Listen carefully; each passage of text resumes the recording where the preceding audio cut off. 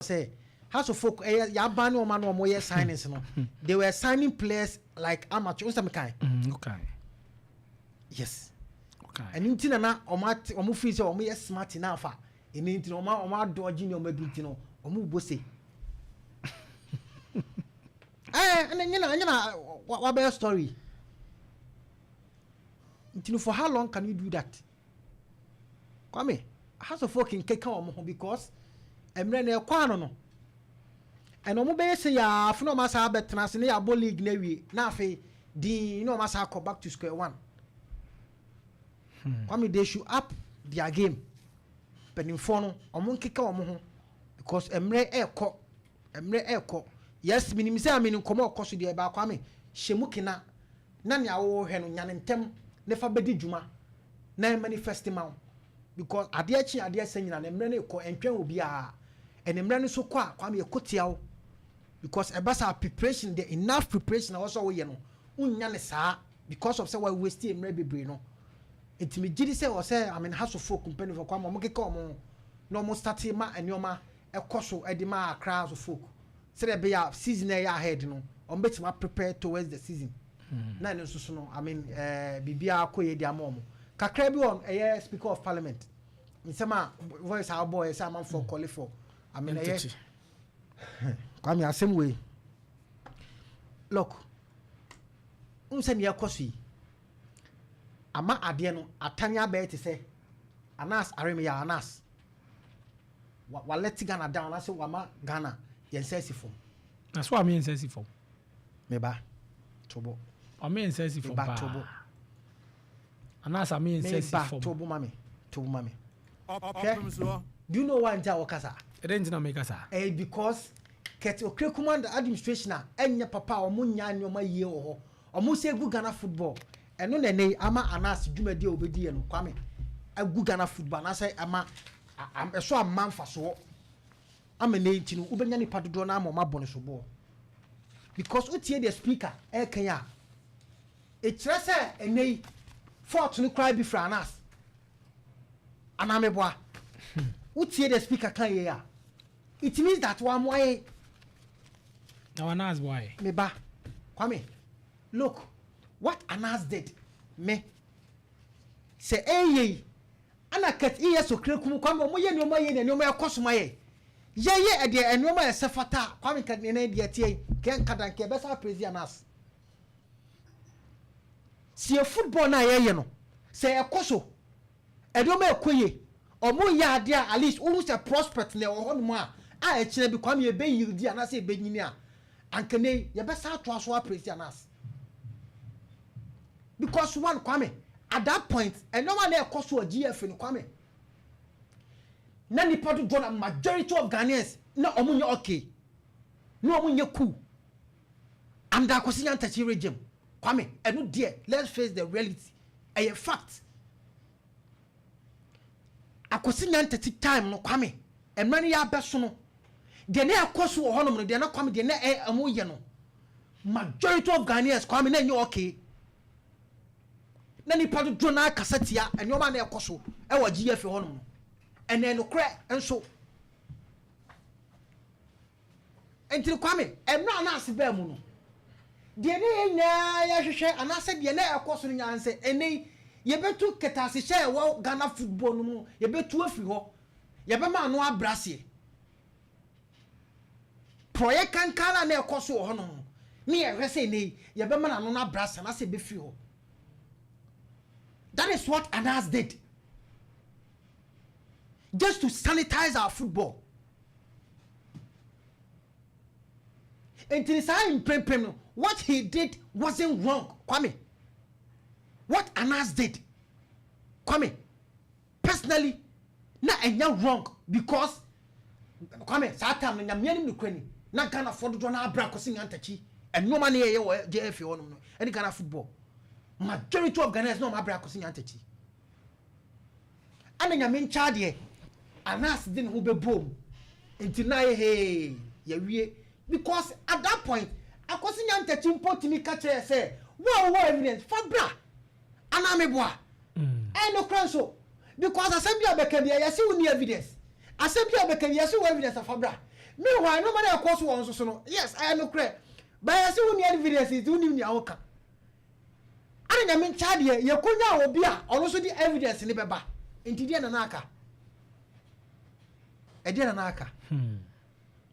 So, Kwame, from that point, now at least we got, fine opportunity to reform our football, to get, a Ghana football, back to life. Because Kwame, at that point, now I will coma, not the oxygen so. Near the oxygen, I see Ghana football so. And now I cut off. And to come after, and I said, Posakosi and Tessichai. And you benya sa normalization committee me boa. Sure. On the day Juma kakra. Edimai. Never drew cat so. Kwame, and ticket you were here. Who memuha? Near course so we are aware. Unim. Coming to a free dear nurse, Sadine see. And tell the air Kwame, I feel quite a common and Ghana football than oxygen sinisono. They say, no, maybe oxygen, no, I'm a face and say, I didn't cut 1 minute. I'm ya can you go so. Next year, vehicle. Because the Ranger Ghana football air Kwame. Namianim Ukraine. A back a crano. Now a fair boy, crano. One here, you could see a could just come out for crass or mumra metras in Champocana. On Bagis can crab at Tomuma. And Tene, the air cosunitino. It means that, and as you may do obedi and Kwame, what dear bro. Because the cats mu yes say omo football ne ye no o ma anase dwuma di obedie no emfa so bia maso enti esa go back to square one enti enei enu nti no be betra ba bi na afi yakobo yeru akosi Nyantakyi din ene speaker beba na ene wa me hu say yeru akosi Nyantakyi powerful na o ye no at least ye Germany di dwuma na nka beboa ye ba kwa me hu ya nka yemfa nka asem eni adru kra exactly. Until at that point, Nadia ne besinu, no say sisa. But it's because of bad management, bad administration. And no one else for target more ye Edima Ghana football and ya Ghana football egu. I ne Ghana play a World Cup near qualify from group stages in power. Ya tunyum president Krasi and ne ya dear. Minister say ya dear. GFA for president so or my idea or mon call for so ya dear. Ghana, ya qualify from group stage. Inti yesi ya de. Zuba nso se anya de. Na wo ya de. Ah, ya kwa do semi final happen. Sorry, quarter finals. Yan ko hoda.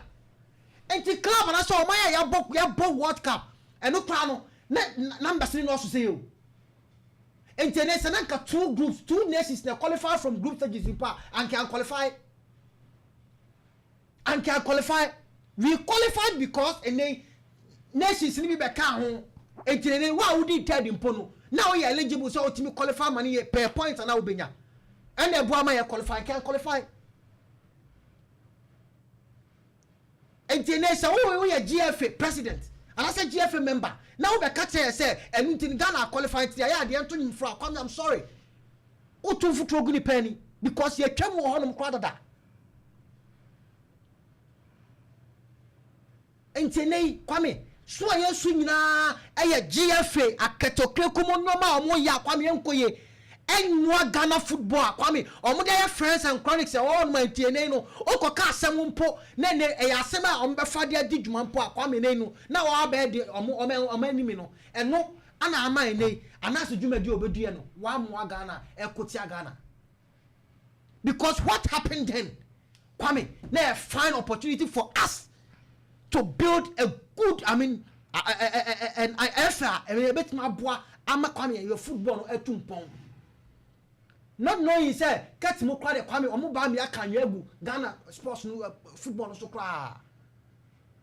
And Tene, your bully give pan, Nippon and costed you Pona, correct? And then national teams Nippon Kwame, you're struggling to qualify for, air stage. The last time, Ghana under 17, under 20. Under 23, I qualify pro a ball. Air World Cup come here. If the Black Stars in Pie, one that's when they qualify from your group stage, Kwame, omu performance, ewo AFCON any World Cup bi ekwa kwame te sen enye papa ne na tonsuom entiene ene na nka na ase jama akosi Nyantakyi wo ha na me gire se ne na nka fa so enti ebebo anase din because ne omo yesesi an kwame currently as they akosesi ano enya de papa ene ebeboa amaya kase di dwuma anase bedi ye no oboa o man Ghana wa moyen anase wa magala football asai because ket okekun na dem hwese ndo mo ye ntino kwame nene na awosanka akosi Nyantakyi de no ye no kwame nanka wo sent timisre emrenka achi they can still do better if truly some free some ba abeboy abeserve ye dia kwame they should change enyomo omo ye o efe ho no mo make sure somebody the right na Ghana football akona because one kasa kwame sesi out we wa wo ya we se Ghana football enye de woni nyon menya we wo ya we me da se lost